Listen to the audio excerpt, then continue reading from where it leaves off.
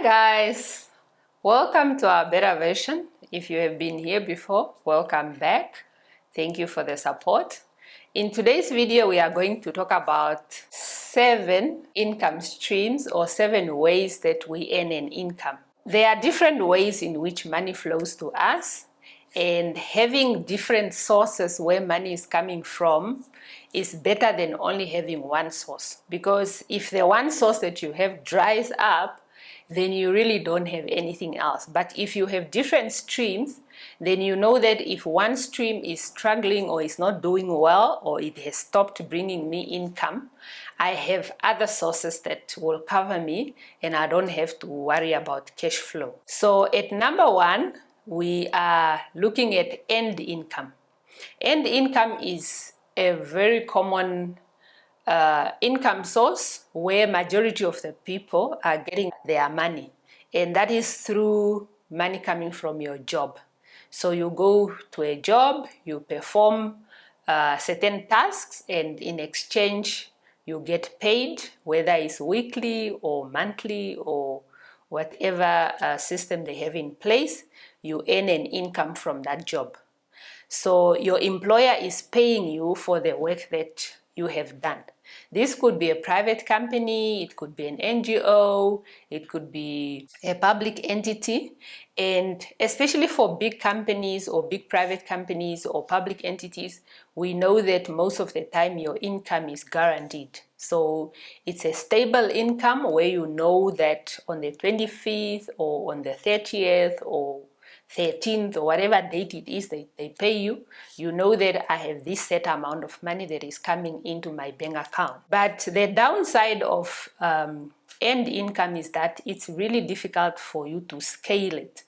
And for you to be able to earn more, you either need to negotiate a better salary for yourself with your employer, or you have to opt to keep applying for better jobs elsewhere or within the same company, so that you can then have a better salary and earn more money. Then we have profit income. Profit income comes from you selling a product or a service at a cost that is higher than your acquisition cost, or the cost that you what it costs you to provide that product or that service. So with this is one of the income streams that a lot of employed people are engaging in on the side. So a lot of side hustles are falling under this profit income. So for example, if you are providing tutoring service after work, that is part of your profit income, or you are selling products. Maybe you are selling clothes.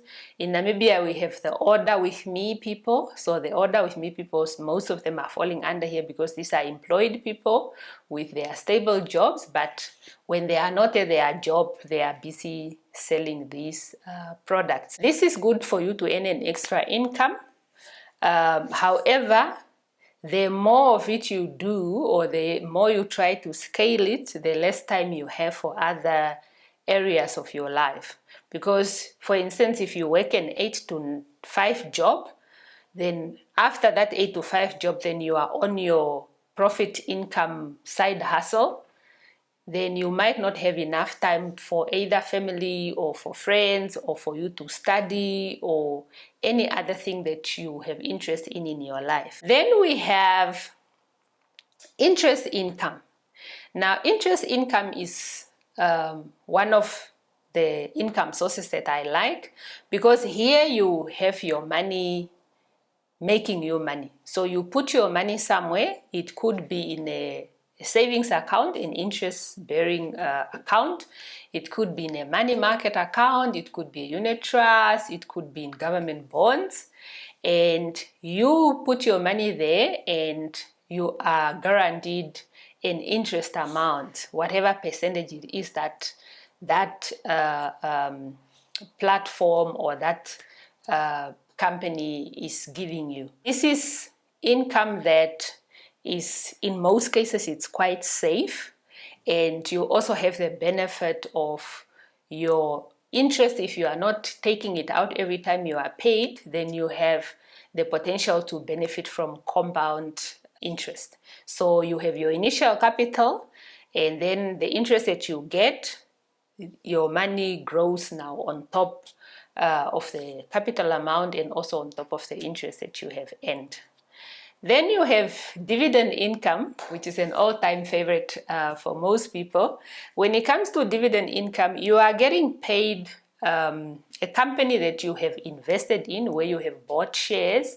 They declare a certain dividend amount to their shareholders, and you being a shareholder now in that company, you get paid a certain amount per share. So that means the more shares that you have, then the more dividends income that you get. Now, with dividend income, it can be an excellent passive income stream because you invest in that company once and then you sit back and watch your money bring you money babies, basically. So, but at the same time, we have to understand that it's not every time that a company will declare dividends. So for a certain period of time, they can choose that they are not paying dividend to their shareholders. So it's not always guaranteed that the companies that you invest in will pay out dividends. Then we have rental income. Rental income is when you have an asset that you own and then you rent it out to other people or you lease it out to other people. This can be a property such as your house or your apartment or your warehouse that you lease out to people. It can be your equipment that you lease out to others. It can also be items that are needed for events. Maybe you have a lot of chairs at home, or you have a lot of cutlery and crockery that you can rent out for people who have parties, and then they pay you a rental amount for those items that you provide them. Now, with rental income, it can either be passive or it can be active, and that depends on what scale you are doing it and what kind of clients you are servicing. Then we have capital gains income. Capital gains income comes from buying and selling assets. So you buy an asset at a certain amount. For example, maybe you buy an MTC share at, let me say, $80, and then the share price goes up with time and it goes to $100. If you decide to sell at that price point of $100, then you have realized a capital gains of $20. Now, the capital gains, you only benefit from it once you have sold.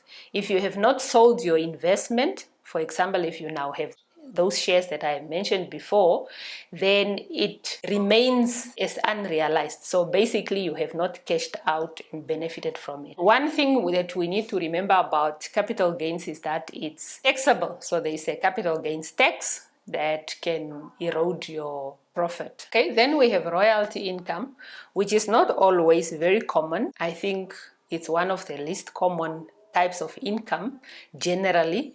And this is income from licensing your intellectual property, such as maybe designs or something that you have built or something unique you are charging people or business to use. It can be a type of software or a type of system that you license out for other people to use it at a fee. This can also be if you write a book, then you get royalties from your publisher for the copies that are sold.